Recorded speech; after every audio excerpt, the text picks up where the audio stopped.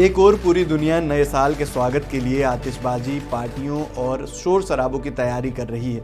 वहीं दूसरी तरफ दुनिया की सबसे बड़ी मुस्लिम आबादी वाले देश इंडोनेशिया ने फैसला किया है कि इस बार वहां कोई जश्न नहीं होगा, न पटाखे फूटेंगे, न रोशनी होगी और न ही कोई शोर मचेगा।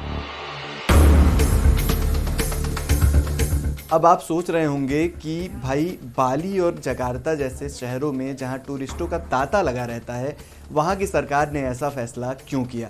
क्या वहां कोई पाबंदी लगी है या कोई और बात है? चलिए आज के इस वीडियो में इसी सस्पेंस से पर्दा उठाते हैं और जानते हैं कि इसके पीछे की वजह क्या है। नमस्कार, मेरा नाम है निशांत मिश्रा और आप देख रहे हैं एनडीटीवी इंडिया। इंडोनेशिया के राष्ट्रपति कार्यालय से एक बड़ी खबर आई है। इंडोनेशिया के कई राज्यों और खुद केंद्र सरकार ने इस साल न्यू ईयर सेलिब्रेशन न बनाने का फैसला किया है। रॉयटर्स की रिपोर्ट के मुताबिक राष्ट्रपति प्राबोवो सुबियांतो ने प्रशासन से साफ कर दिया है कि वो इस बार आतिशबाजी और बड़े आयोजनों का समर्थन नहीं करेंगे। पर सवाल वही है, आखिर क्यों?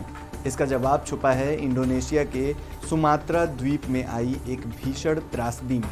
दरअसल हाल ही में इंडोनेशिया के सुमात्रा द्वीप पर कुदरत का ऐसा कहर टूटा है कि सब कुछ तबाह हो गया है। भयंकर बाढ़ और भूस्खलन की वजह से 1100 से ज़्यादा लोगों की जान चली गई है। इतना ही नहीं, करीब 4 लाख लोग बेघर हैं, विस्थापित हैं। उनके पास न रहने का कोई घर है, न खाने का ठिकाना।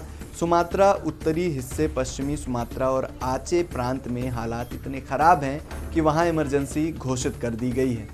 अब ऐसी स्थिति में जहां देश का एक हिस्सा मातम मना रहा हो, वहां दूसरे हिस्से में पटाखा फोड़ना शायद सही नहीं होता। और यही बात इंडोनेशिया की सरकार ने समझी। राष्ट्रपति प्रवक्ता प्रासेत्यो हादी ने कहा कि एक देश के रूप में हमें सहानुभूति और एकजुटता दिखानी होगी। जब हमारे अपने लोग आपदा से पीड़ित हैं तो जश्न मनाना शोभा नहीं देता। यही वजह है कि जकार्ता के गवर्नर ने निवासियों से अपील की है कि भाई इस बार पटाखे मत फोड़िए। और तो और टूरिस्टों के स्वर्ग कहे जाने वाले बाली की राजधानी देनपसार में भी पुलिस ने आतिशबाजी पर पूरी तरह बैन लगा दिया है। गृह मंत्री टीटो कार्नावियन ने एक ऐसी बात कही है जिसे सुनकर रोंगटे खड़े हो जाते हैं। उन्होंने बताया कि सुमात्रा के 3 प्रांतों में 20 से ज़्यादा गांव तो ऐसे हैं जो बाढ़ में बहकर गायब हो चुके हैं। मतलब वहां सिर्फ तबाही के निशान बचे हैं। सुमात्रा को फिर से अपने पैरों पर खड़ा करने के लिए सरकार को करीब $3 बिलियन खर्च करने पड़ेंगे। पुल टूट गए हैं, घर बह गए हैं। ऐसे में सरकार का मानना है कि पूरा ध्यान और संसाधन जश्न में नहीं बल्कि लोगों की मदद करने में लगना चाहिए। अक्सर हम देखते हैं कि दुनिया में आपदाएं आती हैं और हम बस खबर पढ़कर छोड़ देते हैं, लेकिन इंडोनेशिया ने जो मिसाल पेश की है वो हमें सिखाती है कि इंसानियत और एकजुटता क्या होती है।